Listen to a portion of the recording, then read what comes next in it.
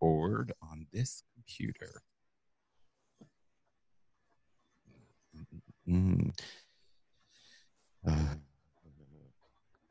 Welcome to Radio Labyrinth, the Gen X pop culture podcast that covers any and all things movies, TV, radio, podcasts, books, comic books, drawings, and even when people fart in public, as long as we like them. I'm your host, Tim Andrews, a regional, semi-famous Atlanta radio personality. These are my co-hosts, Jeff Leboff and Stephanie Swain, and we are joined this week by a very special guest we've had on before, and his name is Dan Carroll. Hello, Dan. Hello, Tim. Thank you for having me on. And hello, Jeff and Steph. Steph, I haven't seen you in years. It's been a minute. I know. Welcome, Dan. Welcome. So good to see you.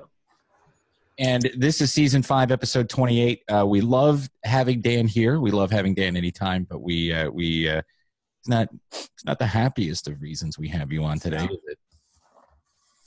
No. This is I'm here because DragonCon has announced we're not having a physical show this year, but we are having a virtual show. And we have waited because we've had to make sure that we were making the right decision, but also Jeff's fireworks are very distracting, but also we want to make sure all the pieces were in place to make sure that our regular attendees are taken care of for 2021. That's good. That's good. So this is the first time in 34 years that DragonCon will not happen downtown, and it's a very sad moment. No parade, no cool place to hang out and meet new people or hang out with people you haven't seen in a long time.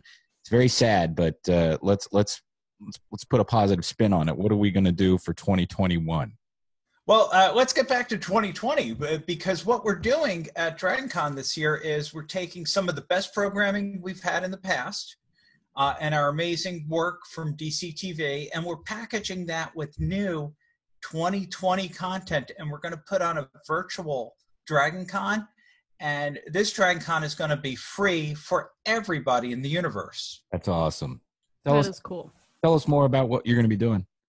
Well, a lot of the details are still being worked out, but one of the and I understand you may have some suggestions for that content. But the track directors are getting together and they're working with our programming staff to make sure that they create usable, workable, interesting content. It's going to be obviously delivered remotely, but we have had, this is our 3rd or 4th year of doing a streaming DragonCon. And in the past, streaming DragonCon was either a separate purchase or it was an add-on to your DragonCon badge and DragonCon membership. So this year we're going to be taking that and going a step further in terms of making original content that we know is going to be streaming. Because before we just took these great panels, and we have an amazing library. It goes back, as far as I can tell, somewhere about 2005, 2006, it might have been earlier, that they were broadcasting the panels, the biggest panels with the best guests, to the hotel rooms. So we have all that library to work with. That's what I was going to ask you, how far back they started recording the panels. Well, I to be honest, I can't remember. I remember I was talking to the gentleman, Brian Richardson, who created DCTV at the beginning, and originally it was just something in the ballrooms to keep people occupied during the ballrooms. And then they got the challenge to bring it out a little bit further. And by the time my first DragonCon, now I haven't been going to all the DragonCons. I started in, 2006 was my first DragonCon. And by 2008, my first time staying there, I was watching DCTV instead of going to some of the big panels. Right. So I know it was already established by then. Now, DCTV, there's a lot. If you guys out there aren't familiar with DCTV, there is a ton. I'm talking about, I don't want to say a shit ton, but there's a ton of created content that's really cool and fun to watch. And I think, some of the times they produce their own shows. There's wrestling events, there's music events, there's interviews, there's everything you could possibly imagine. And I just wanted to give them a big shout out because they do put a lot of hard work into it every single year. Yeah, I wanted to suggest that you show the Adult Swim panels, maybe the one that Tim was on for Squidbillies if they taped that one. I will definitely put that submission in. And I don't get to control things, but sometimes they listen to me. I never got to see the Alton Brown panel either. I'd love to see that one. Ah, okay. Those are suggestions I will log in with the boss. My role at DragonCon is a little bit different than a lot of the volunteers. A lot of the volunteers are working really hard to put on those 3,500 hours of programming we're used to, and obviously we're not going to have that much. The show, as you know, if you've been there, it goes 24 hours a day for 5 days, starting on Thursday afternoon all the way to Monday afternoon. But we're going to have to reduce that time, and we're just going to have a shorter period. But what's great is we're going to have multiple channels. And again, technically, we have done this for 3 years, so we know what we're doing. So that's a fantastic advantage. If we had not had that experience, we couldn't guarantee what we're looking for. So that's going to be good.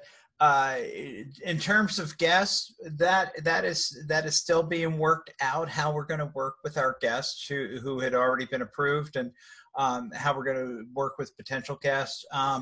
Right now, the track directors, and a track at DragonCon, for those people who've never been, is a programming area that's focused on Star Trek or Star Wars or anything. It could be young adult literature. So much is going on in those tracks, but any suggestions I get that I can pass on, I sure will. Steph, you were going to ask a question a second ago. I was just going to ask about the shopping at the booths. That's, always obviously very popular, and it's generally very, very full in there. And I wondered if they were going to offer, Zoom booths of each one of their things where you could buy stuff. Okay, so as I'm speaking to you now, the details are being worked out. I mean, we just made the announcement this morning, and this is the evening that we're talking.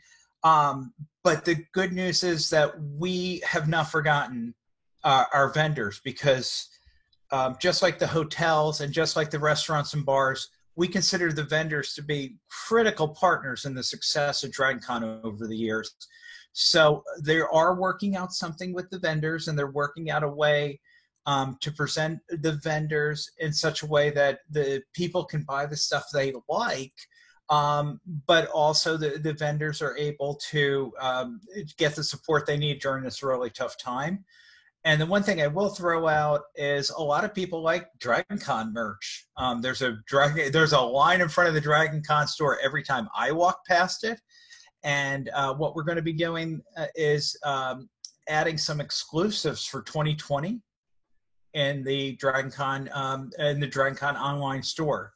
But those details, again, as I said, the first thing was to get the word out and let everybody know that a virtual DragonCon is not a cancellation of DragonCon.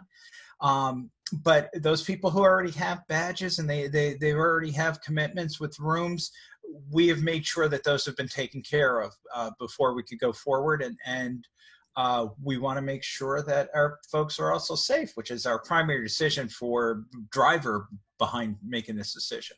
I know the hotels all started offering rollovers to next year, maybe a week or two ago. Yeah, and now we have all the hotels, all the host hotels are offering those rollovers for next year, or cancellations. Every hotel's got a little different procedure, so we recommend that you check with your hotel or check with the dragoncon.org/updates page, which is not only full of a lot of information, they've also got a couple of jokes in there. Hey, Dan, one of the most popular things the entire weekend is the parade. Will you be putting together any kind of compilations of older parades and different marshals and things like that? It's always a great time. I would expect to see the videos from the parade online. I don't have any confirmation of that, but I would be surprised because it's always great. It's great footage. It shows this wonderful event, and there's a lot of older parades that maybe I got to go to for 20 minutes. I'd love to see the whole thing, so right. That would be great. And one of my favorite things to do when I'm there is people watch, both males and females. But cosplay is so essential to Dragon Con. And will you be doing anything virtual with cosplay, like contests and things like that? The specifics, I don't know, but I do know we have a costuming track, and they're going to have a segment of programming. Cool. So the costuming track will have something featured. I know myself, I have a group, a cadre of the more advanced costumers to come with me and support me when I do media shots, when I'm with the local news or something like that. I have, gotten some interest from them about being involved in some way. And the funny thing is, I may be the person who ends up working the most in the DragonCon year off, because we do want to celebrate this online situation we got going on. Were you part of the decision making, or did they come tell you this morning? I think you should know me well enough to know I make no decisions at DragonCon whatsoever. I just wondered if they included you at all in the decision making. Now, every so often, as I said, the only time that I can think of having any input, and it was still not my decision whatsoever, was when I encouraged the invitation for Ali and AJ to come to DragonCon. Right. So, and that was just, for years I had a running gag, and this has nothing to do with DragonCon. This is all about Dan. I had a running gag that I hated Meg Ryan. And I replaced that with a running gag that Ali and AJ were the greatest band on earth. Now, I actually do legitimately like their music. Don't get me wrong. But I understand they're not the greatest band on earth. But they put on a good show, and I do like their music. So that was my only contribution that I know of. Well, if you need Radio Labyrinth to do a DragonCon-centric podcast over Zoom or whatever during the streaming. And that is absolutely something we're going to be talking about. And guys, to be honest, I had come here with an invitation to invite you onto the DragonCon Media Relations podcast. Oh, cool! I've been on your show so many times. You guys can be on mine. We haven't put it out much this year. We put out a couple at the beginning of the year, and this is a communication specifically to reporters. And one of the things that I'd like to talk to you guys about is how you experience DragonCon as reporters, and what's the difference between your love of fandom and your responsibility. And I see your responsibility as twofold. One is inform people, and second, entertain them. How do you find that balance? So you'll be getting invitations via email. Oh, cool, man. So keep us in mind if you're looking for some podcasts to do a live show.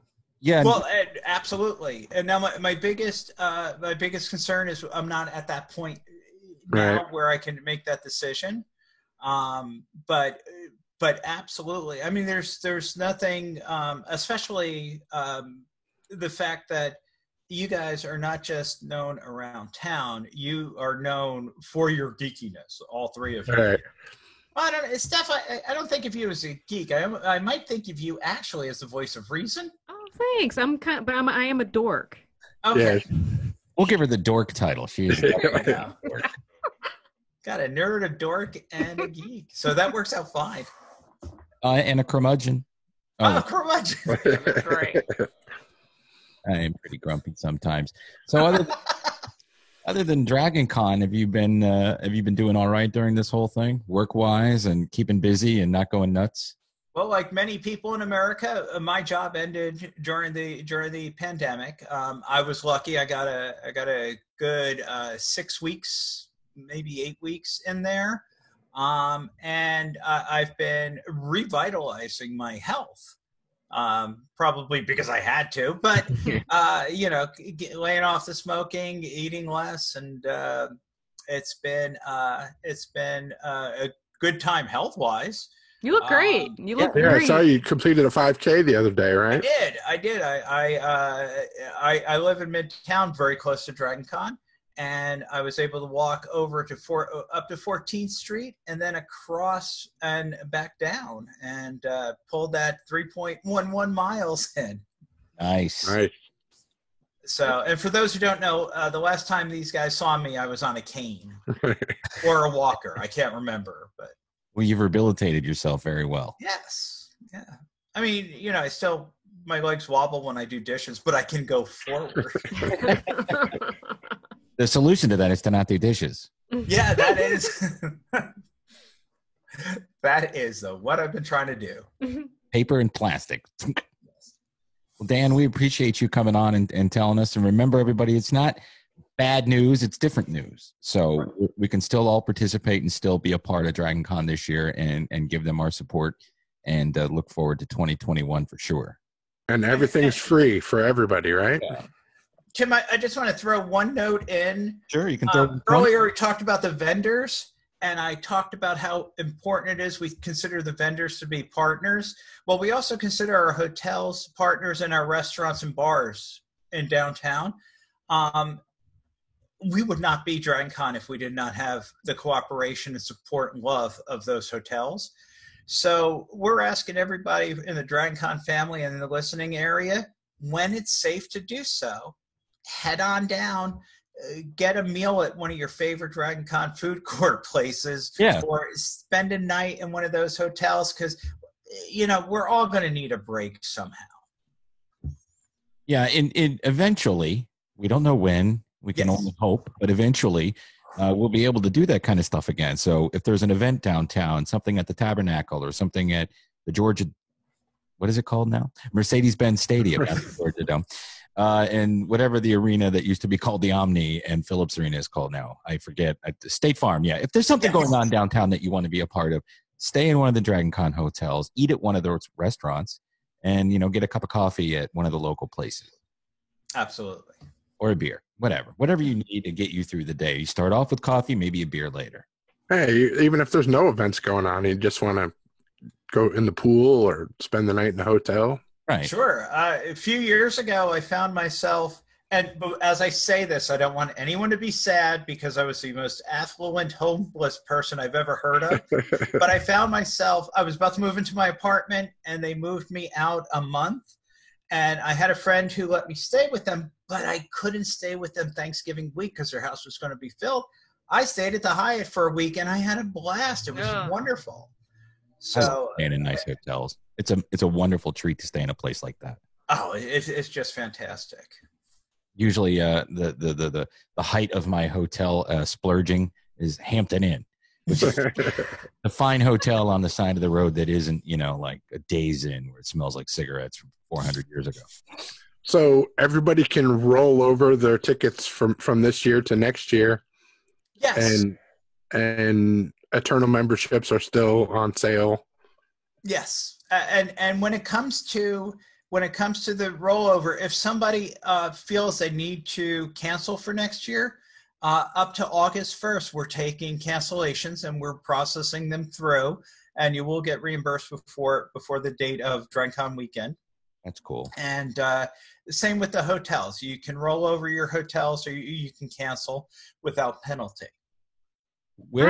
Go ahead, Steph. Sorry. I was just going to say, I'm just assuming that there are going to be some extremely cool Dragon Con masks for sale. Yeah. Yes. Yes, there will be. I figure that's going to be a given.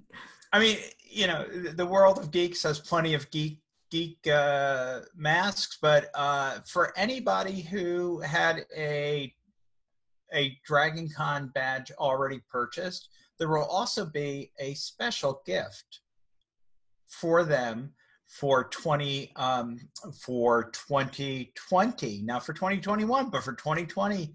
If you stick through and don't cancel your reservation, there is a gift involved. And man, masks are very popular this year. And, a lot of people collect those Dragon Con badges. So a Dragon Con badge for a badge that didn't exist may be a collector's item. Oh yeah, I didn't even think about that. I have a huge collection of Dragon Con badges. I didn't even think about not being able to get one this year. And reporters who were approved for last year are count as having a pass for this year. Right. Cool. Well, hopefully that mask will be a collector's item if you do get one, and it'll be the one and only year ever that you'll ever have to give one of those. We all sincerely hope that this is the only year we need masks. I want the one from the classic V, where half of it's human and half of it's the old in that NBC show, not the updated one, the original. I actually got one, ordered one not too long ago that was the Wu-Tang Clan, except it was the Who-Tang Clan. Dan, where can people keep themselves updated on what's going to be happening and follow along this year? Well, we have an update page. It's www.dragoncon.org/updates. Okay. And it's simple. Social media? Social media at DragonCon. Okay. On Twitter. When you search in Facebook, it's the DragonCon page that has 174,000 followers. That's a good indication you're on the right page. And if you're media, at DragonCon Media. This is my own Twitter handle, so let me double check. At DragonCon Media. I was right. I was like, was it Rel Mead? So no, it is at DragonCon Media. Also on Facebook, DragonCon Media. And for any requests you have, Dan Carroll at DragonCon.org. Dan Carroll at DragonCon.org. Yes. And I understand you have other topics. Is it okay if I stick around and talk about other topics with you? Because 1996 is really exciting. Yes, we'd love to have you do that. Let me read a couple of announcements real quick, and we'll get going. So Radio Labyrinth is brought to you by Atlanta Pizza in Euro, who are open for dine-in service. And they are, they're safe. They're cleaning the tables off. They're spraying stuff down. And you can go in there, sit down, order yourself a delicious meal there. They have Italian food, and they have gyros and all sorts of sandwiches and salads and stuff. Listen, they're providing takeout and curbside service still for those of you who prefer it. I'm one of those people. I'm still nervous about going into a restaurant and sitting down, as evidenced by my time there. But I had a great time. Don't get me wrong. I enjoyed being social, but now I'm back to stay in the house.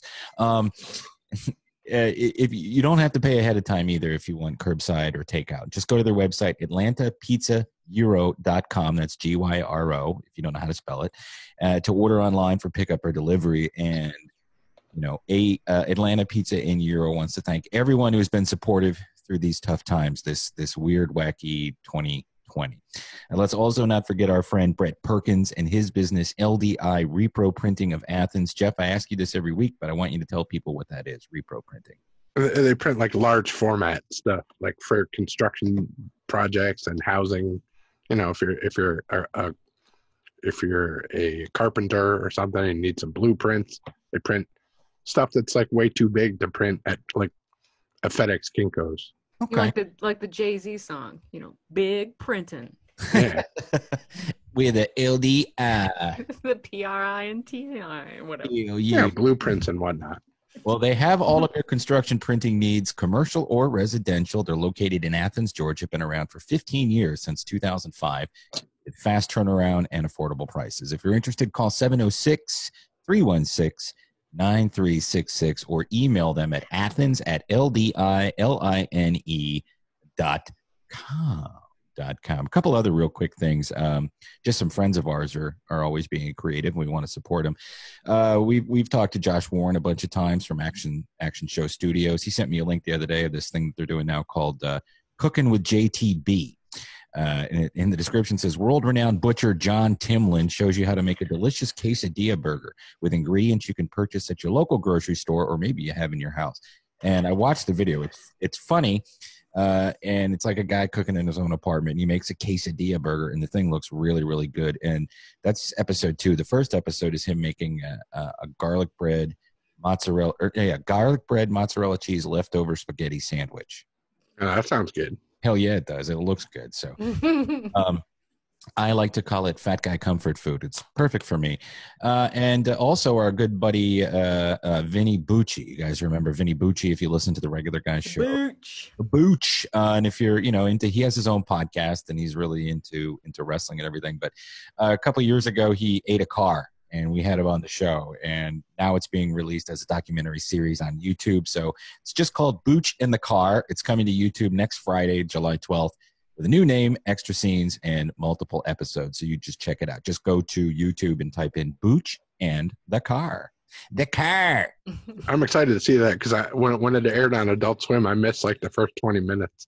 Right. And I kept saying, I need to watch it again, but they only showed it one other time, and it was like at 1 a.m. or something, and I missed it. Well, I haven't seen any of it, so I can't wait to watch it. Yeah, I'm looking forward to it. Did you guys have a good 4th of July? Yeah, I just peeled 2 dogs out of my butt, finally. Oh, yeah. So Independence Day was crazy. I mean, the fireworks started. Look, fireworks have been going off every single night since Memorial Day. Now, Dan, I don't know, since you live down closer to the city, right? Insane. It was absolutely insane. Yeah, okay.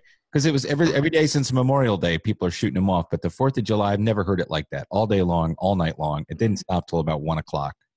Well, what was interesting, and I'm was technically Sono, so I get the fireworks from Little Five Points all the way up to about Piedmont Park. I can watch them. Mm-hmm. And Friday was worse than Saturday. Yeah. Wow. But Saturday I had to run out in the evening, and there was somebody on one of those streets over by 6th and 7th by the park.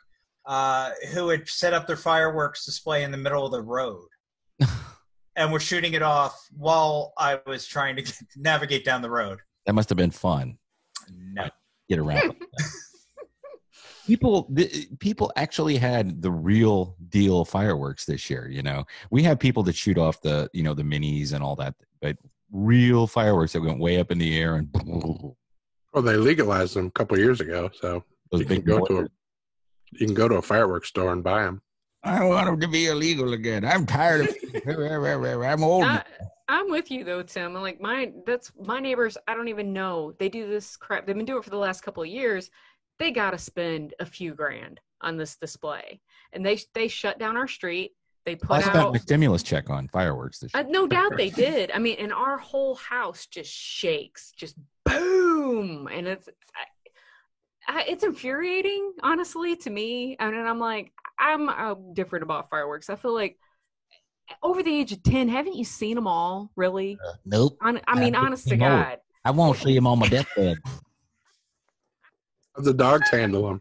Bad. They handled it bad, Jeff. Very bad. I had to give them trazodone, and it still wasn't enough. What's trazodone? It's a sedative. Oh, you got more? No, actually, I doped them up real good, but they didn't pass out till like, I don't know, it was like 11:45. They finally started chilling out, but it was like, oh my God, it was making me want to beat my dogs, and it was terrible. Hey, this took terrible. This took a very dark turn. Very dark turn. Well, hopefully next year everybody can get out and go see fireworks in a giant group again, and. We're just all talking. Everything is, well, next year. Let's hope that happens. Tim, can I just say that I really dislike going to see fireworks in a big group to begin with? Oh yeah. And one of the selling points of my apartment was that I was overlooking the fireworks display at Pond City Market. Not Little Five, nice. Pond City Market, and last year it was great, and. This year it was neighbors putting on fireworks displays. I'm with you on that because I remember that we used to go down to Lenox Mall, and if you drove down there, you weren't getting home until 12:30, 1 o'clock at night because there was no place to park, and then where you did park, you were stuck. So sometimes we'd take MARTA down, but still, that was just people packed in there, and they quit doing that a couple years ago, didn't they? As far as I know. I guess I've always been like just a cynical, horrible child. Because even when I was a kid, I would get so sick of, ooh,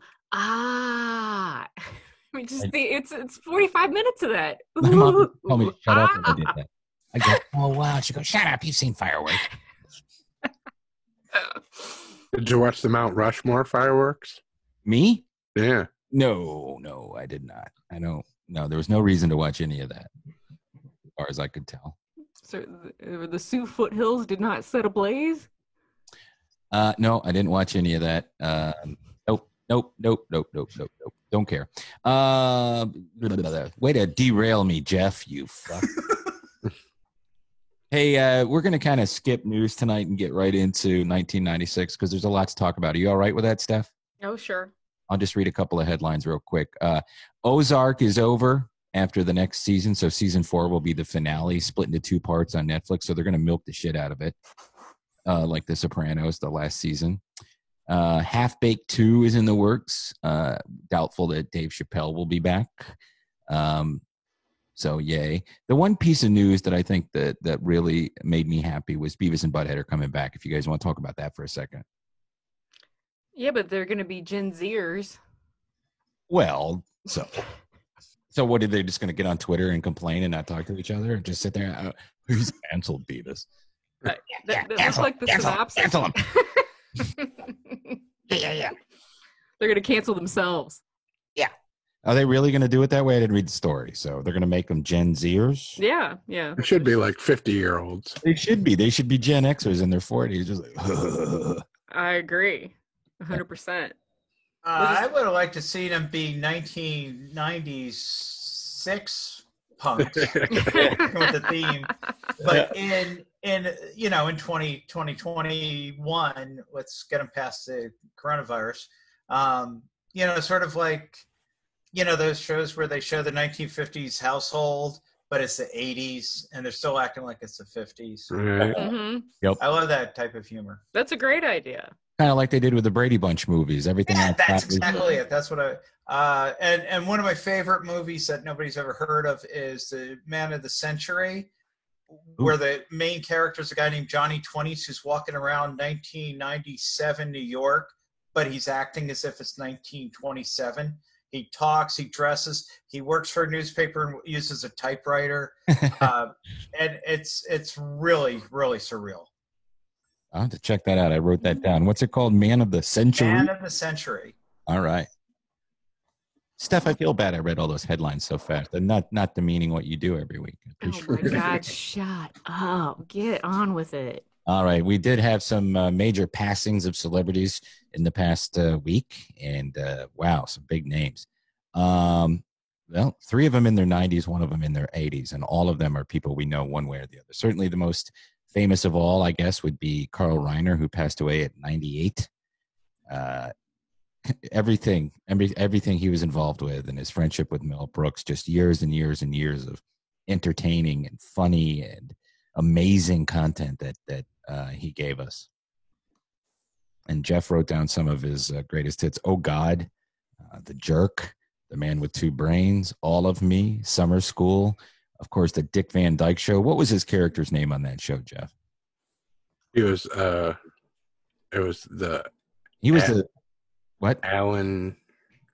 Just Dan knows. He was Alan Brady. Alan Brady. Yeah. Alan Brady. Yeah. So he was the host of the show. Is that what it was? They all wrote for him? Yeah. They worked on the Alan Brady show. They only showed Alan Brady every, like twice a year or something like that. Right. But he was producing and directing it in the background. What I love is if you've ever seen the first iteration of the Dick Van Dyke Show about the Jewish family. No. Yeah. So Carl Reiner's the dad, and the family's like completely Jewish, like out of a Jewish family comedy. Right. They showed it and they said, this is really funny, but there's no way we're broadcasting nationwide anything about a Jewish family. Recast it. You look at those rules, those weird arbitrary rules that they put on things back then when they created it. How did they know that people in Peoria wouldn't enjoy a show like that? Would they just go, oh, they're Jews, we're not going to watch this? I don't think so. I think that they were erring on the side of bad ideas. I think it was because your show of shows bombed so badly in the middle of the country. It was like the top rated show in New York and and California, and in the middle of the country, it was crickets. They couldn't get viewers. I don't understand. Why are they acting so Jewy? Who's Imogene Coca? I don't know. Sid Caesar? Is he Roman? I don't know. I loved it when they would show your show of shows reruns. We got those on WPIX in New York, right, Jeff? Oh, Yeah. yeah. Oh, did you? Mm-hmm. Was that like in the 80s? Yeah, it was in the 80s. They showed the reruns. In the 70s, they showed them on PBS. Maybe that's what I'm thinking. But it might have been PBS. But I watched them because I knew all those people from movies and TV shows from the 70s and 80s. And, you know, it's a mad world. That was always on once or twice a year. So you knew all those people, especially Buddy Hackett, who wasn't in your show of shows, but was one of my favorites from back then. Buddy Hackett. Right. And the writer staff of your show of shows is just absolutely amazing. Carl Reiner, Mel Brooks, Woody Allen, and Neil Simon. Yeah, man. That's amazing stuff. Weird, wacky stuff. So rest in peace, Carl Reiner, 98 years old. Of course, his legacy, Rob Reiner, also a man who has created tons and tons and tons of content for boomers, Gen X, and even, I guess, whatever they're called now. But, you know, Rob Reiner has been in our eyes, or I can't think of the word, but he's been on top of mind in this entertainment since we were born. All in the Family, Odd Couple, as an actor, and then Spinal Tap and so on. So rest in peace, Carl Reiner, and thank you for everything. You know, also at 99 years old, Hugh Downs, and this was a shock to me because I thought he had passed away like 10 years ago. And he was the co-anchor of 2020 for a long, long time with Barbara Walters. You guys remember Hugh Downs, right? Hugh Downs tonight on 2020. Yeah, I wish I could do Sherry O'Terry. Hugh Downs. I'm doing Barbara Walters saying Hugh Downs. Hugh Downs. Also passing away, I can't say it, Ennio Morricone. I don't know. Morricone, yeah, the composer that did all the spaghetti westerns. Yeah, he did an awful lot of movies, but of course, most famous. Mm-hmm.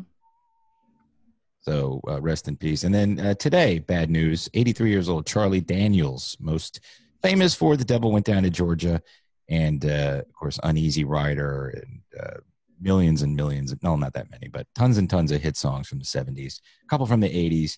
Kind of lost it a little bit in the 90s, but a couple years ago, we put out a Dylan tribute album. Now, laugh, but it's really, really good. So if you're into Charlie Daniels singing Dylan songs, they're available on Spotify. And that I'm writing down. Hopefully he's got that golden fiddle now. Early one morning, the sun was shining. I was lying in bed, wondering if she'd changed it all, if her hair was still red.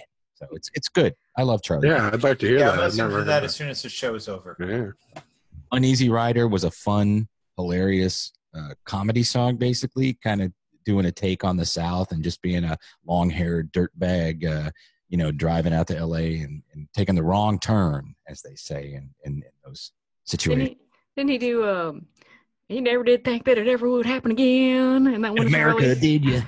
Well, yeah, he became one of those guys. You know, he had a song in the 90s I played when I was a country DJ, something about Bill Clinton where he mentions the president and his wife. No, wait, the president and her husband. I mean, he got a little weird like that, but a lot of people. That one that I just sang, though, that was from the 80s, right? Yeah. Oh, yeah. Yeah, I like that. I was in high school or something. I don't know. I remember, but I remember I liked that song. Here's my favorite. If you ever go back into Willie's Swamp, well, you better not go at night. That song. Those kids drowning in the quicksand trying to get that old man's money. While the dogs are barking, let's take a trip to July of 1996. Now, just as a preamble to July of 1996, I had recently moved to Atlanta. It was in June. I was working at Fuddruckers. I trained at Town Center. No, I trained at La Vista Road Fuddruckers, which is, I live less than a mile from there now. It's gone. But that's where I trained. And then I ended up being in Town Center at Town Center Mall Fuddruckers. One of the cool things. You were in the Marietta one. No, I was in Kennesaw at the Town Center Mall, and then the one that was on La Vista Road in Tucker, Georgia. But The cool thing about that month, because it's on this list, and then I'll shut up and let Steph get going, is I got to watch my one and only Olympic torch run. And the Olympics, of course, were in Atlanta in 96.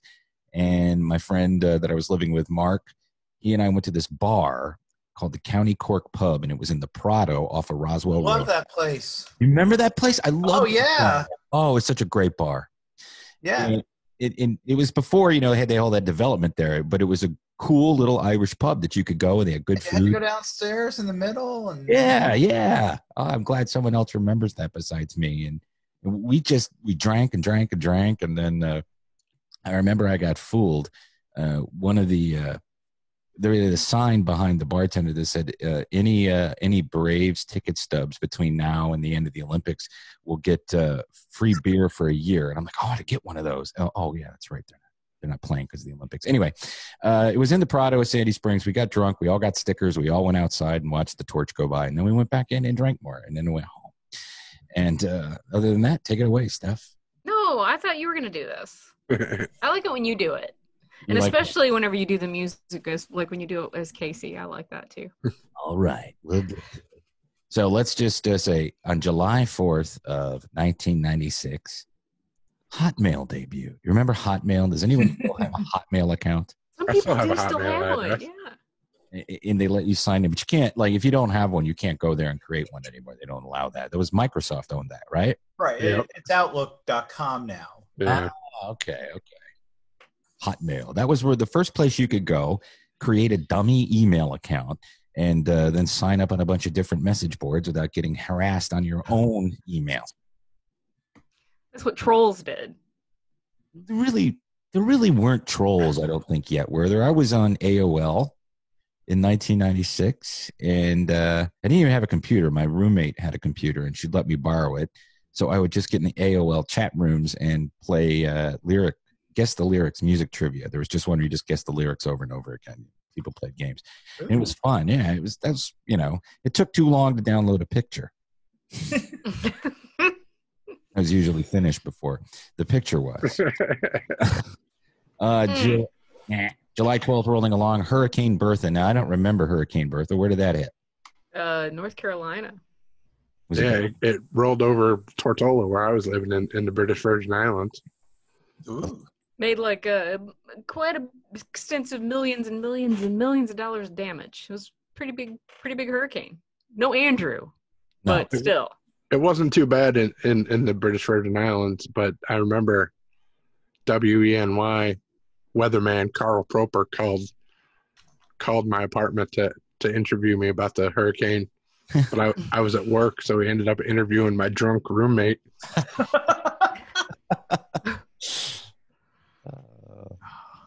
House phone. July 17th, we had the Paris and Rome bound TWA Flight 800 explode off the coast of Long Island. I don't remember that very well either. Is that the one they blamed on Gaddafi? Oh, no, that was Lockerbie.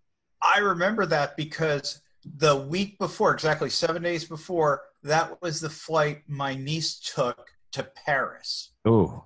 So while it's on the news, I'm talking to my sister-in-law about, I'm really glad it wasn't last week. That was the one. It was almost certainly natural, just a bad accident. It was an accident. That's the but one somebody claimed they saw a streak of light heading towards it. Pierre Salinger. That's it. Well, he Pierre he claimed he had the information. Yeah, Pierre Salinger. Wow, that's a name for the past. Guy from the Kennedy administration. Yeah. The Olympics kicked off on July 19th. I did not go to anything. I didn't go to any Olympic event whatsoever. I didn't have the money, and plus I worked weird hours. But I do remember my roommates and some of the people that I met when I came down here. Everybody that I lived with or hung out with when I moved here was from Pennsylvania and New York. So, I went to college with these folks, and they did go to some Olympic events, but I didn't go to any. I did notice the fact that where we lived was an apartment complex off of Roswell Road and right there by 285. I don't know what it's called now. It used to be called Lakeview Apartments. It's right there, 285 and Roswell Road, inside the perimeter. But the pool during the day was certainly a lot. There was a lot of things to look at. during that summer. And then once the Olympics were gone, that all went away too, and it became crime-ridden and dangerous. But that's why I moved out of there. But the Olympics were fun. I mean, you know, do you remember collecting pins, or did any of you guys do that? Did you get pins? I didn't live here. I lived in Detroit. I had not even a twinkling of Atlanta in my eye at that point. How about you, Dan? Were you here yet? I was broke with 3 kids. Our Oh, yeah. Olympic experience was going down to Olympic Centennial Park the day before the bombing, taking the kids walking around. And, you know, there was a street fair atmosphere that we enjoyed. Right. But I also remember and I'm sure this comes up later, the Macarena. So there was the joy of the Olympics mixed with the Macarena and despair. So Despair always follows the Macarena. At least you didn't smell like burger meat every day of your life. I did earlier. I had my share of. I used to. Well, you guys are from Pennsylvania. I'm sure you've heard of Geno's. Oh yeah. From Prussia. Yeah. I worked 1 year in high school at a Geno's, and I worked at a ripoff of Applebee's called BF Packies. Oh man, never heard of that. Yeah, no, there was one of them, and, Okay. and it turned out it was actually I can say this now because nobody's going to hear who's going to care. It was set up to lose money as a money laundering front for a construction company that was owned by the mob. Oh, good. Oh. So We have interesting pasts. I know. I do. And then July 21st, The Daily Show premiered, and not The Daily Show that we know today. We had the original Daily Show with Craig Kilborn, who left ESPN to come over to Comedy Central, and create this show. It was a half hour. It was fun. It was, I thought, funnier than any incarnation afterwards, which is why I didn't watch it after he left. But he killed his career. I liked the Jon Stewart Daily Show, but I did until it I'm became political. in the minority. Well, I liked when the show was making fun of news, despite the fact that what I do for a hobby is public relations. Right. I have many, many friends in the news. I loved watching their send up of the news, and Beth and Brian Kilmeade, became people that I looked forward to seeing. And I remember I didn't see it when it first came on, and I was because of the Olympics. I ended up having to take a job in Omaha because I was a contract consultant, and there were no contracts in Atlanta. And my roommate in Omaha said, "You got to watch the show. You'll like it. You're smart."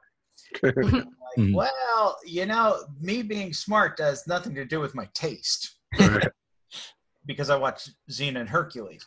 And anyway, so I loved it, and I loved the take.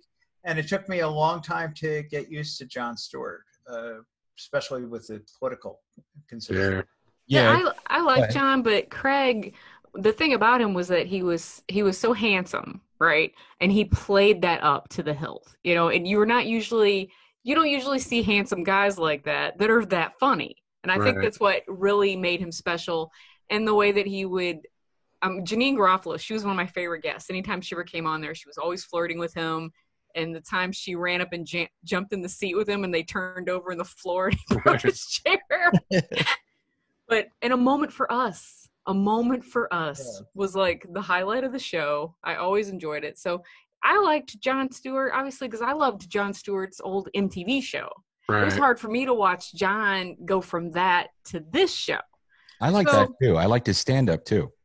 Yeah, stand-up was great. So I feel like it was a different show, but to Dan's point, the cast of characters, the correspondence, are what really made the show, like Brian Unger and Steve Carell and people like that. I mean, that just totally drove the show. Right. And that show got them notoriety. They had been on a host of different things as either writers or part-time players. This really pushed them out into the world, and that's how Steve Carell got The Office, and so on and so forth. And what, you have Samantha Bee, she has her own show, and John Oliver, they all come from that show. Oh yeah, of course, John Oliver. What am I saying? And who was oh my God, she was so funny too. The woman, the one woman reporter at the beginning, back when Craig was on there. Laura Keitlinger? Not Laura Keitlinger. I love Laura Keitlinger. I like Nancy Walls, Nancy Yeah, Ball. Nancy Wells is on Steve's there. wife, and then there was somebody else too. Anyway. Anyway, well, Daily Show is still on, so congratulations on your 24 years of being. And Kilborn kind of went nowhere. Right, he killed his career. What do you say? Yeah, He was in the Wedding Crashers. I remember that. he should be a much bigger star than he is. I agree. He alienated everyone. The Old show was school. He was created an by old school. a Roswell native, Liz Winstead. Oh, really? Yeah, Liz Winstead. She was another one. I cannot repeat the story because I'm here in a spokesman role about what he said in Inquirer about his lesbian producer. Oh, Right. So, and that was when they started looking to replace him. all right. So he made disparaging comments and killed his career. Yes. Right. Mm. So Well, I won't lament that. Beth Littleford. That's who I was trying to think Yeah, of. Beth And Littleford. she was hysterical. Hysterical. for years, I just called her "It's Beth." It's Beth. When she showed up playing somebody's ex-husband's new wife, she played a lot of those roles. Right. She was great. What's she do now? She plays the ex-husband's new wife on Disney Channel, or at least that's what she was doing 10 years ago. And she was the mom on I'm in my 40s and I still watch teenager shows because I'm weird and a pervert, but Awkward. She was the mom on Awkward too. All right. Oh, but Awkward was a huge exception because my daughter got me into Awkward at the same time she got me into the lesbian show, Faking It. And if you've never seen Faking It, that's a whole legitimately hilarious show. I have not seen Faking It. Yeah, it's Faking It. Boy, I have. So, Sorry. Well, let's close out the month in news with July 27th. Of course, the Centennial Park bombing that killed 2 people and injured 111 people, and was blamed by NBC and other media outlets. They blamed it on poor Richard Jewell, who was the guy who he discovered the bomb or had called it in or something. I don't remember the details. Haven't seen that movie. Has anyone seen that? I saw it. That bomb, was it good? Yeah, it was pretty good. I should watch it. I know you can watch it now for free. So Yeah. Did you just say that it bombed, Tim? yes, and it was not intentional, but it was. It didn't do very well at the box office now, but it was a very good movie and really well done and kind of redeemed. I mean, Richard Jewell was already redeemed before he died and everything, Right. but it's kind of celebrated him as being the hero, really, of the whole bombing, because if he had not done what he did, a lot more people probably would have been killed. Probably so. I remember that being my first summer here, in the bombing aside, just how exciting it was to live in a city that had the Olympics like that, and how before it became Turner Field, it was used for the Olympics, and they built it specifically to become Turner Field, revitalizing that entire area for a long time before, it fell back into disrepair. But, it was a good time to be in this city. And starting with, I guess, 1988, with the Democratic National Convention being here, and all the way to the 2000s, it was just a revitalization of this place. So I'm happy to have been here for that. I want to talk about some movies from July of 1996. The one at the top is probably my favorite out of all of these on the list, Kingpin. Steph's background. I love Kingpin, and tying it to Dragon Con. One time, Jeff and I were down there. This was in the early 2000s, maybe even the late 90s. And we were walking around, and I went down and we sat in a bar to have something to eat. Or maybe Jeff went over to a panel. But I was sitting pretty close to Vanessa Angel, and she just started talking to me. And she played Claudia in the movie, and she was really cool. And we had a good conversation. I talked too much about Kingpin. That wasn't awkward at all. Well, she was really cool, very friendly. Didn't you and I when we were there? Didn't we see a big urn? I could have swore you and I saw a big urn down in the lobby. Yeah, we did. We saw Yeah. it there one time. Is that a costume or just a random urn? We saw urn. It would have been a great. Did they have the ball and everything?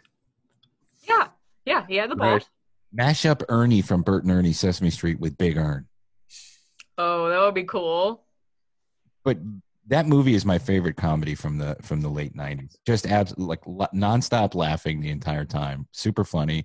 And Randy Quaid, Woody Harrelson, Bill Murray, Lynn Shay, who played that disgusting landlady. You're gonna do it. Chris Elliott's in it. They do a spoof on what would you the $1 Million? What was that? Oh, an Indecent Proposal was the name of that movie. Oh yeah. God, it was so gross. There were so many gross parts. Yeah, absolutely. Even Roger Clemens is in the movie. He's in the bar scene because these guys are from New Hampshire, so they're very big Boston fans. That was my dream, man. Have that bowling alley. I'd love to have 2 lanes in my house. Father, help. Another movie that came out in 1996 in July, Courage Under Fire. Now, I don't remember that film. It was a good movie with Meg Ryan, I think Denzel Washington, and she was an Iraqi Gulf War vet. Mm-hmm. Oh, and, yeah. Mm-hmm. It was pretty good. And it was like, something like she hadn't played before. She played all these little soft little and then that's right. It was her first big dramatic role. Mm-hmm. Phenomenon. Is that the movie with the aliens in the probes? That's the one where not Stallone, the other guy. Travolta. The guy from what? It was John Travolta. John Travolta, thank you. I knew he was It's right. North Jersey. The other Italian guy from North Jersey played an guy who is simple-minded, I think we can say that now. And he gets hit by alien stuff and becomes a super genius. Okay. I don't want to give away the ending because I can't remember it. John Travolta, Keira Sedgwick, Forrest Whitaker, Robert Duvall. Yeah, Robert Duvall. Robert Duvall, and I think Data's in it. Brent Spiner. I don't think it did. They thought it was going to do so well because he had made his comeback. He did Pulp Fiction. Then he did Get Shorty. And then they thought this was going to be another big one, and it wasn't. Right. He had a string of those, mid to late 90s terrible bombs. Mm-hmm. But for some reason, I was thinking that Phenomenon was that alien movie where the guys get probed. No, you're thinking of Fire in the Sky. Yes. Oh yeah, that was pretty good. I met the star of that movie. He's Southside Steve's favorite actor. Who's that? Can't think of his name right this I will figure it out. Harriet the Spy. Never saw that movie because I wasn't a kid. I liked her from Pete and Pete. Who's Pete and Pete? I don't know who you're talking about. The brothers Pete. Oh, Michelle Trachtenberg. Yeah. Yes. That was a good. I didn't realize that was her. Then she went on to be on Buffy, little sister.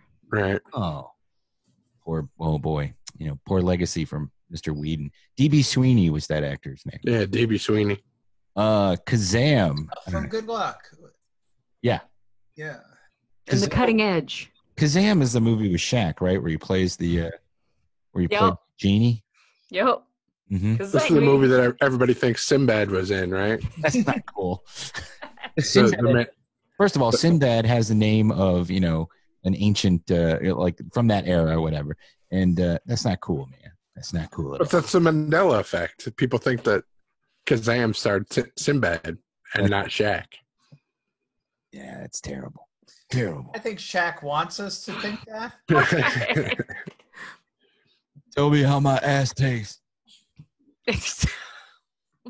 All right, so I had to Google. David Cronenberg had a 1996 movie called Crash, which isn't the movie from 2004, right? This is an NC-17 movie about people who like to crash into each other. They get sexually aroused by car crashes. Yeah. And if you know David Cronenberg, it's always a weird time if you're watching a movie with him. Starring James Spader. Yeah, Spader. You've seen that. You've seen Crash before. Yeah, I know. Holly Hunter, Rosanna Arquette. I read the book. Isn't it based on a book, I believe? Oh, no, that's Choke. Never mind. I read Choke. Chuck Palahniuk, however you say his name. The Frighteners. I don't remember that one at all. I love that movie. I've seen that movie like 30 times. Michael J. Fox. Michael J. Fox. Geez, what's it about? He sees ghosts. He's like a paranoid. He's a shyster. Like he'll come to your house and clear your house for you or whatever and charge you money. But truthfully, he really does see ghosts. He has that ability.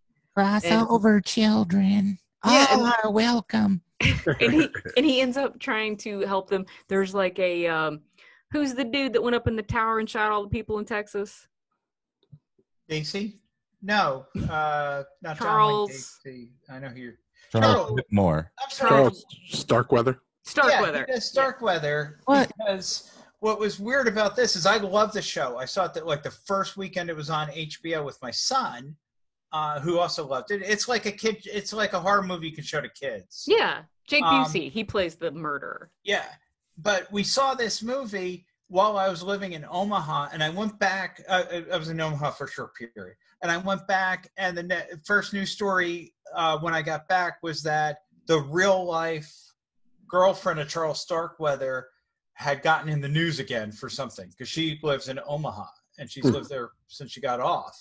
She was old. I assume she doesn't live there or anywhere. Well, you should give it a try, Tim, because it also has Jeffrey Combs from Reanimator. I'm And looking at it. Yeah, John Aston from. Yeah. Well, you know who John Aston is. Yeah, there's a lot of funny people in it, but Coombs is the FBI agent who's trying to out Michael J. Fox as a fraud. Oh my God! If women scream, he freaks out. Like it causes him pain. Yeah, it's really good. Creepy 90s Jake Busey's in it. Also, it's directed by Peter Jackson, so that right there alone means I'm probably going to watch it now. Cool. You need to report back. Tell us what you think. All right. Multiplicity. I remember that movie. I saw it once. Don't really remember caring for it all that much. It was a big deal that I didn't care about either. It was a tour de force by Michael Keaton, though, right? For playing all the different characters. And directed by Harold Ramis. Right. Also starring Andy McDowell, Eugene Levy, and Ann Cusack, who is the older sister of John and what's her face? Joan, right? Right. So, yeah. Yeah, I do remember him getting a lot of kudos for that. Dan, jump in anytime if we're not. What? No, I'm fine. I just I've been trying to find out.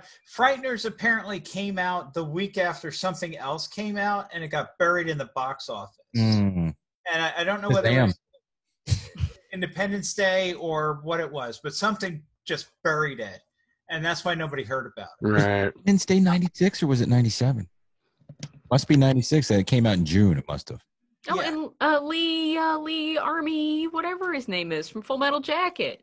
Yeah. Yeah, no, He's just an incredible cast. He's a ghost in the graveyard. He's a drill sergeant in the graveyard. Yeah, Independence Day came out in 96, but I don't recall. It came out July 3rd. Why isn't that on here? Oh, I don't know. I don't know how I No, missed think it that. came Sorry, out man. Because I remember seeing it like weeks before 4th of July. Or June of maybe- '96. Maybe I was wrong. Oh, June. Okay. Yeah. Yeah. My bad. But Tim. But It was still about playing. Multiplicity, I will say this: it's seldom that you go to see a movie and realize that they're working with a 20-year-old script, and that's what Multiplicity looked like, a 1970s Yeah. comedy. And I mean, it was not bad, but it just didn't do anything. You for expect Warren Beatty to be playing the role or something. Next movie. I was thinking of a Chevy Chase also on Saturday Night Live. Right. Yes, they deserve to die, and I hope they burn in hell. I think my favorite line from A Time to Kill, John Grisham novel, John Grisham movie with Samuel L. Jackson. And last but not least, The Adventures of Pinocchio, which I probably didn't see either and probably never will. Because Pinocchio to me is the old Disney movie, and that's probably all I'll ever see. I feel like you glazed over Time to Kill because not only was Sam Jackson wonderful in that movie, but it was That's not why. truly, it was definitely the big launch board for Matthew McConaughey when That's people right. realized he was more than just a pretty face. He was a good actor. Coming up next, you can see me in a movie, Contact with Jodie Pitt. I play a sexy minister who likes to have sex with crazy scientists. But yes, I did pass over that film. I didn't think, look, it's still, look, there's too many wounds. I don't want to talk about it. How about Mississippi Burning? I should have been in that. I was better maybe. Yeah, I did gloss over it, and I'm sorry. Moving on to television shows. What were the top TV shows of 1996? You had Ellen. Is she or isn't she? She going to tell us? Ooh. Grace Under Fire. Is she or isn't she? I am not. I am drunk as fuck. This is my show. And my kids are going to be on that show. Now I'm not going to do show anymore. Now I'm going to go around and do stand-up comedy until I wonder if she still lives in town. She lived around here. She's falling off a bar stool somewhere, I'm sure. That's not nice. She gave that up. That was a good show. It was like Redneck Roseanne.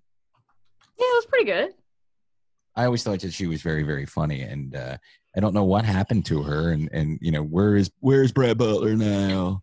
Why isn't she on TV? I feel like I saw her on something. Maybe she was on The Walking Dead. Yeah, that's what she was on. She was on The Walking Dead. I'm walking in. I'm a Walking Dead. You're right. I remember seeing her on there. Right. Dave Thomas was also on Grace Under Fire, and Dave Thomas can make anything funny. Fresh Prince of Bel-Air was still on. That was a great show. It was a very funny show. I don't care if you don't like. I don't care if you don't like. Why can't I think of his name? Alfonso Ribeiro. Oh, stop. Who didn't love Alfonso Ribeiro? They were on the second Viv at this point, I think, though, in 96. Yeah. Second Viv? Yeah, second Aunt Viv. That was a great sitcom. I thought it was a very well done show. It was very funny. And then they would do some serious episodes, too, with the little learning and teachings, you know? So it was a good show. Beverly Hills 90210, they didn't really do that. I didn't like Beverly Hills 90210. I did, you know what show I liked more than that? I liked Melrose Place. I got addicted to Melrose Place. I felt like a junkie. Me too. Allison, keep your vodka in the freezer. Poor Billy, man, kept getting fucked over by that crazy man. I loved Billy. He was my hero. I wanted to be Billy. Lois and Clark, I didn't really like all that much, even though it was Superman. It wasn't my favorite of the Superman TV shows. Anybody jump in? Anybody? Okay, well, I got this one because being the age that I'm at, I was really impressed that this was the guy who had been Brooke Shields' first serious boyfriend. Oh. Plus, he came from New Jersey. So I was all into that. The other thing I'll say about it is it's the first presentation of Lex Luthor as actually a real genius. Yeah. He goes, ha, ha, ha, I'm a genius. I'm bald. I'm going to destroy the world. Right. No, this was a guy who was manipulative, and he was into real estate in New York, and, you know, he lied to everybody. That's great. Wow. Just like the 90s. I'm bald and I'm a genius. I'm kidding. He wasn't in New York. He was in Metropolis. Metropolis. Well, it's a big city. It's a big metropolis. Look, Fenneman. Yeah, that is true. They really did start making them more believable as human beings than just, you know. My favorite Lex Luthor is Gene Hackman, just because he's so goofy and maniacal, and it's such a good '70s snapshot. I agree. I love him as Lex Luthor. And Kevin Spacey, I think, did a nod to that in the Brendan Ruth Superman movie, which is much maligned, but I also like very much. I don't think it's except for the kid. I like the Superman Returns. Yeah, me too. I don't know why people hate it. Not that fond of, but I would have liked to have seen him play Lex Luthor more like the cartoon Lex Luthor, of being the maniacal businessman who actually is smart and dangerous and just absolutely psychopathic. Yeah. That's what I would have liked. Basically Frank from House of Cards. Right. That's right. Where do they get a load of me? It's Tessmacher! I do want to say... Mr. Luthor, they're going to bend me over this log.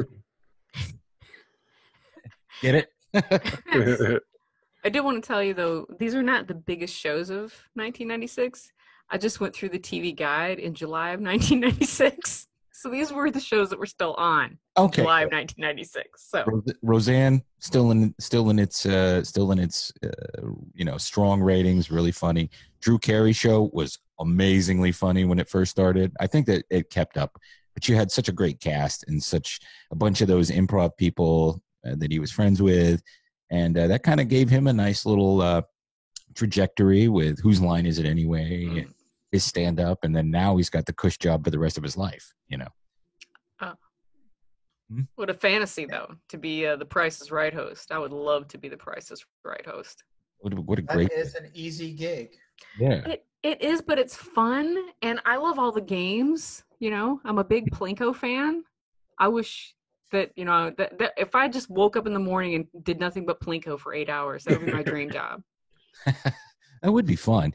Anybody see the video of Aaron Paul from his time on The Price is Right that went out there last week? He was a contestant. Yeah, Bob. Yeah. Woo. Yeah. But was this like after he was Aaron Paul? No, Or before. It's okay. his real name. I forget his That's real name. wild. Come on down. Neuter your pets. Yes. But he was losing. He went nuts on the show. It was great. He was so excited, you know. Like, yeah, and you can hear Bob Barker go, we've got another one. His name's Aaron Sturdivant, and that's how they. Aaron Sturdivant, come on down. Woo, woo, yeah. Ba ba ba ba ba ba ba ba. Oh, I gotta see this. Yeah, it's on YouTube. It's on YouTube. Let's see. NYPD Blue. That show was still on. It wasn't. Well, okay. So you're still in the Jimmy Six, Smith. it was still big then. Yeah, but you're still in the Jimmy Smits era. Once Jimmy Smits leaves, then you get Zach from Saved by the Bell. And Schroeder. Ricky Rick Schroeder was good. Schroeder. He didn't like getting worked up though. I don't want to get worked up. NYPD Blue was one of my favorite shows of the 90s. I was so pissed because our local affiliate wouldn't carry it. The first season wouldn't carry the first couple episodes. It wasn't until it became a ratings success that they started carrying it. But they wouldn't because they showed, pieces of butt and nippleless breasts, and they said shit every once in a while. Right. It was Dennis Franz's butt, so it's not like anybody wanted to see that butt. Right. And it wasn't his show at first either. The show was a vehicle for, what's his name? Caruso. Yeah, David Caruso. It was a vehicle for him. I'm going to leave and go be in some bad movies. Okay. Go be in the Jade, whatever the fuck, and the other movie that, killed your career before CSI Miami. And then Murphy Brown was a very funny show as well. I did not like the reboot. I don't know why they did it. It was not very successful, but it was a very funny show during its era. Yeah, I it was. support all creatives, but I made sure I avoided watching that so I didn't have to say anything negative. I tried. I really did try because I liked the original show so much. Thought it was a really, really good show. Well done, and really made Dan Quayle look like an idiot. I remember that. Didn't the guy who played the painter, didn't he kill himself a couple Nah, years ago? OD'd. Yeah, okay. And on that happy note. Oh, he's like my hometown boy. Oh, he is? Yeah, the painter. I can't remember the character's name, but he was a bartender at the Peanut Bar in Edison, New Jersey, which was co-located with Woodbridge, New Jersey, where I grew up. Oh. And it was famous for having a no women allowed policy well into the early 1980s. It's a cool place. Robert Pastorelli. Robert Pastorelli. Yeah, that's right. Wasn't it Eldon or Elvin or something? Ellen, Yeah. Good guy. He did die on March 8th, 2004. All right. On that happy note, dear Casey, my friend Stephanie had to give her dogs Trazodone on the 4th of July. And then she brought up the fact that the Murphy Brown guy shot himself when he did. Could you please play Wonder by Natalie Merchant off the album Tiger Lily? So these are the songs going from 40 to number 1. We're not going to read all of them, but just some highlights of the big hits from July 1996. And most of these songs, by the way, ended up in 1997 in every commercial I edited for IQTV. When I worked for a company that when people had money, radio stations would purchase TV commercials, and somebody had to make them, and that was our company, among others. But that's what we did. We made TV commercials for radio stations all over the United States, which is what led me to where I am now because I met people. But all the same hooks all the time. Starting with number 40. I wonder why Natalie Merchant left 10,000 Maniacs. It's done wonders for her career. Number 32. A self-titled song by a band called Everything But the Girl, Missing, which is like their career. That was the biggest gay bar song of the year. I would go to the gay bar with my friends, and they would always play that song. And I miss you. But the deserts miss the rain. That was used in a SNL sketch a lot. What sketch was it? And I Miss You. Roxbury, probably. Was it? Maybe. No, they did What Is Baby, Love. don't hurt me. Don't hurt me. Yeah, no yeah. more. What is love? I'll think about it because there is a very popular and famous SNL sketch that used "And I Miss You." Anyway, number 28, "Until It Sleeps" by Metallica. Coming in at number 20, the most uplifting pop band of all time. You never wanted to kill yourself when you were drunk listening to the Gin Blossoms. Number 20, "Till I Hear It From You." Coming in at number 18, a snaggletooth blonde who lived in a truck in Alaska. It's Jewel and "Who Will Save Your Soul."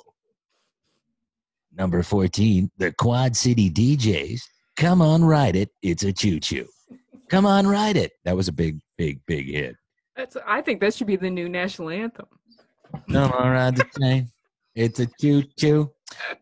I don't like it. It's not. It doesn't mention owning people. Number. Well, the third verse of ours mentions owning people. It does. The people who own the other people and the people who are owned got together and fought the British.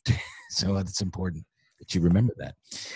Coming in at number 11, isn't it ironic? Alanis Morissette never had another hit album. Number 10, "Nobody Knows" by the Tony Rich Project. And Steph, I'm going to need you to sing that one because I don't remember. Oh, you remember the song? "Nights are lonely, days are so cold." You know. Yeah, you've nailed it. I'm dying inside. I don't. Nobody knows it but me. Mm-mm. Okay. Well, That sounds familiar. yeah, Well- you heard it. It was, it was all acoustic guitar. It was a huge hit. Yeah. Nobody knows. I don't know, and I'm a DJ. Coming in at number 6 is Celine Dion with the theme song from that unbelievable movie where a 90-year-old Robert Redford was banging Michelle Pfeiffer. "Because You Loved Me." Number 5, "Always Be My Baby" by Mariah Carey. I like Mariah Carey. Shoo-doo-dah. That one, right? Yeah. Always be my baby. I love walking through CVS because that's the only place you're going to hear a Mariah Carey song in 2020. Number 4. Unless it's Christmas. That's true. Number 4, "California Love" featuring Tupac and Dr. Dre and a guy named Roger who did his best impression of Peter Frampton. And number 1 is sort of a funeral dirge. It's "The Crossroads" by Bone Thugs in Harmony. Does that band name mean there's a bunch of guys in a gang called the Bone Thugs who are having sex with a girl named Harmony? I don't know. No, they were all with the last name Bone. It was Busy Bone, the Bone Thugs. Oh, I get it. Sorry. My bad. And those are your top something songs from July of 1996. All right, guys. So why don't we ramp up a little bit here? Speaking of 96, Dan, we have started this thing every week where we have a playlist. And our playlist right now, ongoing playlist, is driving songs or songs you want to listen to in your car. You crank up the volume. So you can think about them while we go through ours. I got mine. Okay, go ahead. You can go first since you're the guest. I'll go first, and I've got 2 loves and a hate for this. Okay. One is from 1996, not from July, because most of mine are from the end of the year, because I thought music improved. Okay, you can use any song you like. Duncan Sheik's "I Am Barely Breathing," a perfect song to play just as the sun is going down on a warm summer night, that period where the sun's not there, but the sky's still bright. Perfect time to drive around too fast listening to "I Am Barely Breathing." Next one is the one you play on your way home from wherever you went and got your heart broken, and "Sensitive" by Jan Arden, a song that is very seldom remembered, or even I know nobody in Atlanta who had ever heard of it, yet it was constant radio play in Omaha. I know And that the last song. one is a hate song, when you just need to listen to something to keep you awake because it's 3:30 in the morning and you realize you drove past your house and you're heading to the beach. Yeah. And that's "I Love You, Always and Forever," Oh, what a great song. the earworm of 1996. Oh, was- yeah. Great song. Donna Lewis. You always forever knew if I will stick Always. together. I will be with you every Can't stop dancing. Who sang that? It was Donna Lewis, an English woman who did nothing else significant in her career. That would be followed up by "Kiss Me" by the Yeah. Cardigans or something. No, Kiss Me, Sixpence None the Richer. Oh, I'm sorry. Oh my God. You kiss me. Oh yeah, Cardigans did "Love Me, Love Me." That Cardigans album, the whole album's really good, and it's a shame that there was only one hit song off of it. But the whole album's fantastic.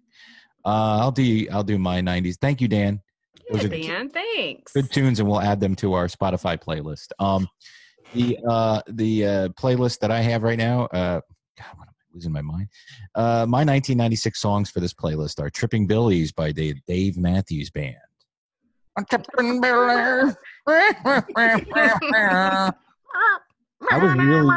was really into them then, and also into Blues Traveler. So it was hard for me to pick one song. You know, But Anyway is in the movie. It's the closing credits of Kingpin, where the band is actually dressed up as Amish people and playing while they're putting a barn up. But that song wasn't released in '96; it was on an earlier album. So I've chosen Hook. You remember the video for Hook with the guy from Remote Control? Yeah. God, I'm having a hard time tonight. I'm not going to say the guy from. Remember the guy from? Ken Ober? Yeah, Ken Ober. He killed himself. Yeah. He's- Another downer. And then my last song. Hook was a good song though. He was like making fun of rock music and How everybody all had that. really Yeah. good looking and pretty and all that. Yeah. Is that the one to suck it in, like you're into thin or in balloon? Make a desperate move or else you win, and then begin to see what you do to me. This MTV is not for free. It's so PC, it's killing me. So desperately I sing to the of love, sure, but also rage and hate and pain and fear itself. And I can't keep my feelings on a shelf. I've tried, and no, in fact, I lied. Might be financial suicide, but I got too much pride inside to hide. I'll shine, I'll do what I decide, and let it ride until I died, and only then shall I abide this tide of catchy little tunes, of hip 3-minute ditties. I want to bust all your balloons. I want to burn all of your cities to the ground. I didn't look at the lyrics. I impressed with believe you. myself. Fuck you guys. Just kidding. And then last but not least, California Love by Dr. Dre. Tupac and Roger. I love that song. It's one of the best. California, yeah. And that total Road Warrior video. Really cool stuff.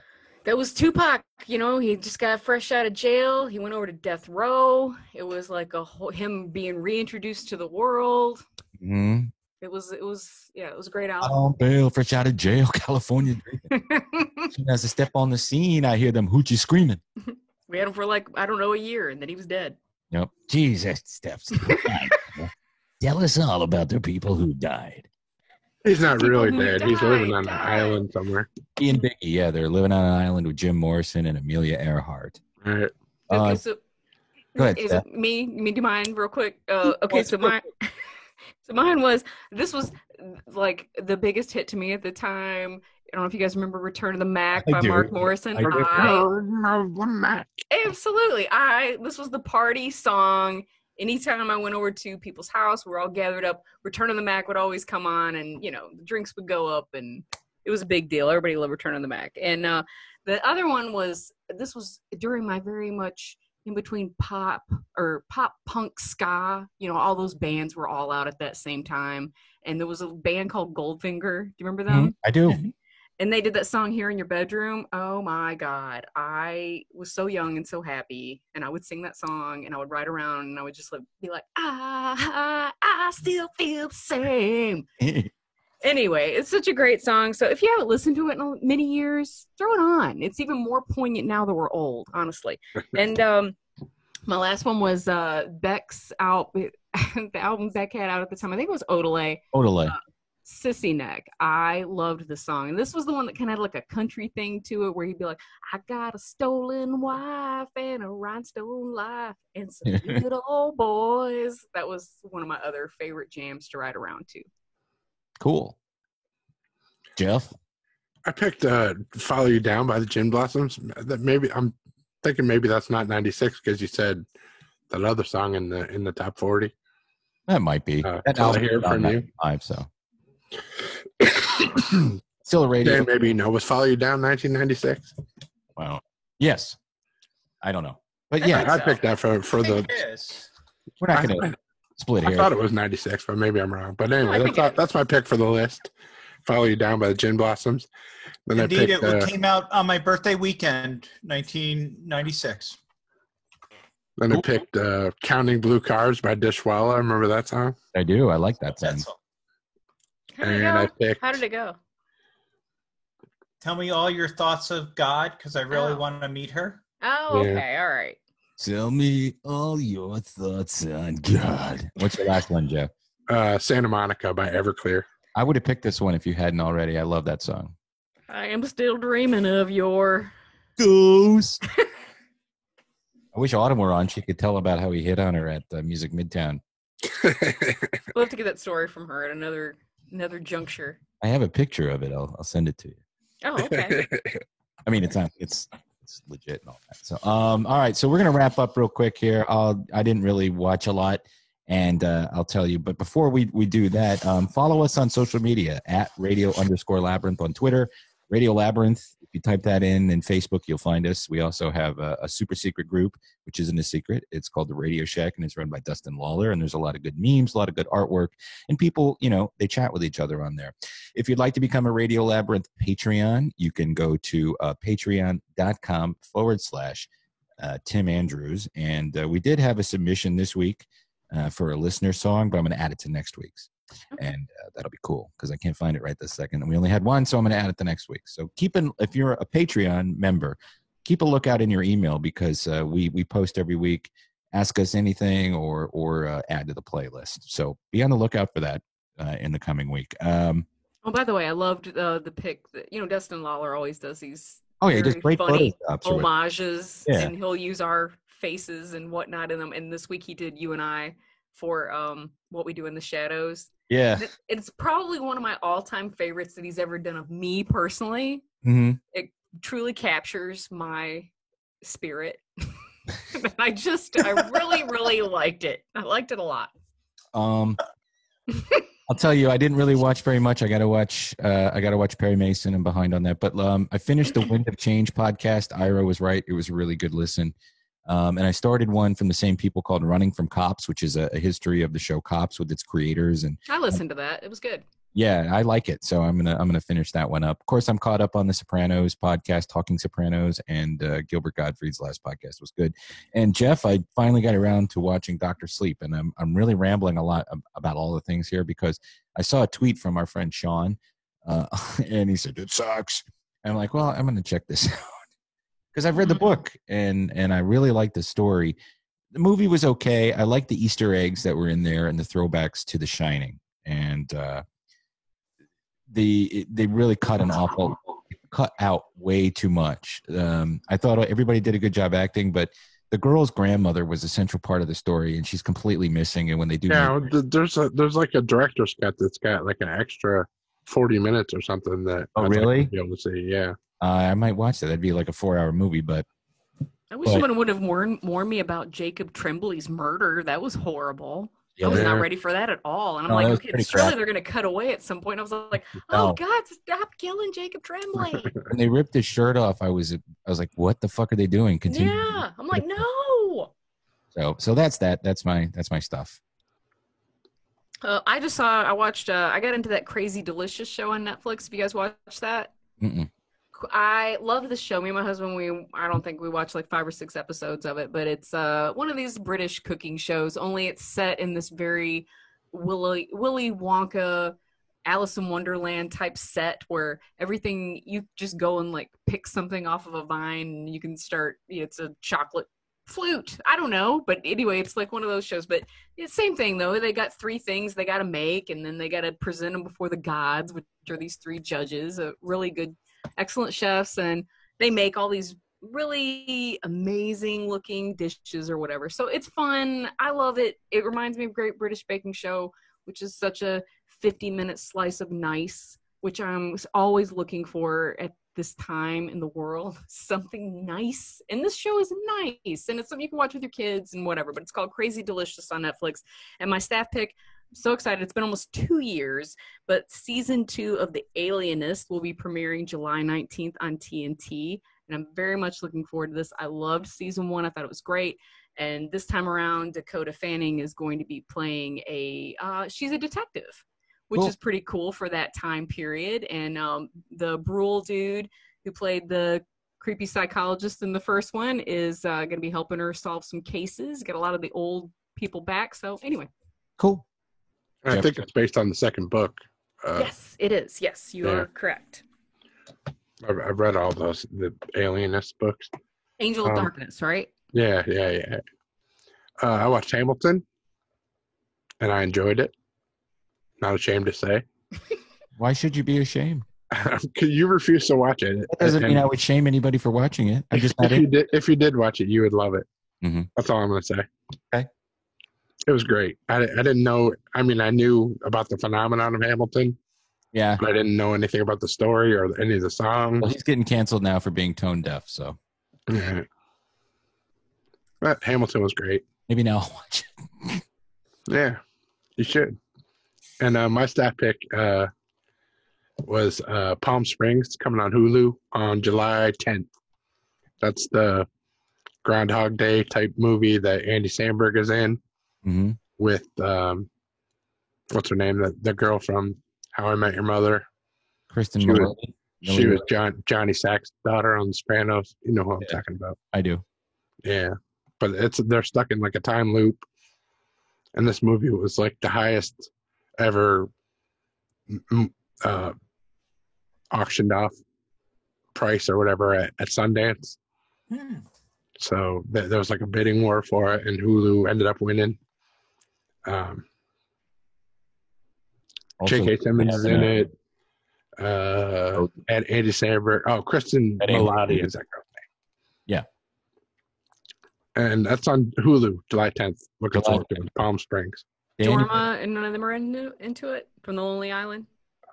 I think Lonely Island are maybe producing it. I don't know if they'll probably cameo. Okay. J.K. Simmons, June Squibb, and Peter Gallagher. Dan, you got a staff pick this week? I just want to point out I have Avatar: The Last Airbender, which is available on Netflix. Mm-hmm. Which is not my staff pick, even though you should watch it. My staff pick is I have discovered the works of Brandon Sanderson, the writer, and I had tried to read his book Way of Kings 3 times. And then within a 1-week period, 2 people told me it was the best book ever. And I said, I can't get past the 4th chapter because the book keeps restarting every chapter. And it was annoying. And I made it through chapter 6, and I did not stop listening to it until I made it through 3 books in a row. Wow. And then immediately turned around and started at the beginning because now I understood what was happening in the first book so much better. So Brandon Sanderson's Stormlight Archive, I strongly recommend. And he's a nice guy. I've met him. So. Well, thank you. I've heard good things about him all the time, but I've never gotten into any of his stuff. Brandon Sanderson. My favorite thing is I watched his podcast, his YouTube channel on teaching writing. And in like the 6th or 7th episode, he talks about, and you got to start strong because so many people have come up to me and said, I tried to read your book, but it starts 3 or 4 times. And I didn't know what was going on. So I gave up. And this was my 3rd attempt to read it. So thank you. Thank you for letting me be part of staff picks. Dan, thank you for sticking around and being a part of the show. And just before we wrap up, give everybody an update if they've forgotten since the beginning of the show where they can find out the latest on DragonCon. www.dragoncon.org/updates. Self-explanatory. And follow DragonCon at DragonCon on Twitter and Instagram and so many other places across the internet. And don't be too despondent about 2020. Things will get better next year. That's what they keep telling us, and I'm choosing to believe that. And this 2020 is going to be. This 2020 is going to be a fun virtual. Yeah. I'm just saying for overall, don't be despondent. Right. 2021 is around the corner, and hopefully we'll get past. I think they're going to make the best of a bad situation, and I think there's going to be a lot of cool stuff to check out. And we'll let you know right here on this show too. So. Woodchuck. Go ahead. If I did not think that they were going to produce something amazing, I would not be sticking my neck out to tell people they're going to do something amazing. So trust me, because I have no vested interest whatsoever. It's like Dragon. Steph, you got anything for the dog? Just, we, as always, BarkvilleDogRescue.org. We need sponsors. We need fosters, as always. And when I said we need sponsors, it's because I'm doing Strut Your Mutt again this year. However, just like Dragon Con, it's going to be virtual. I'm virtually walking for these dogs, but I need you to really actually sponsor me. So if you can go to Strut Your Mutt and you look up the Barkville team, and you'll see Stephanie Swain on there with her pathetic $25, and maybe you'll feel so kind and you'll throw me a couple of bucks. That would be awesome, because we just scooped up 5 puppies today from a rural shelter that we're trying to raise money to take care of, and that would be awesome. Send me the link to that so I can put it in the show notes, please. Yeah. I won't. And where are you virtually walking? Just like around your house? No, it's somewhere in the internet. I'm not sure where. Pornhub. We're walking through Pornhub with dogs, which I feel like if we did that, we probably could raise more money. Yeah, there's a lot of butt sniffing. All right, guys, we got to wrap it up. Sorry about that. Dan Carroll, again, thank you very much for coming on the show. It's nice to see your face again. Thank you, guys. Thanks, Dan. And until next week, where Ira, as he's returning, we'll see Ira next week, hopefully with a game. Please remember to keep it training.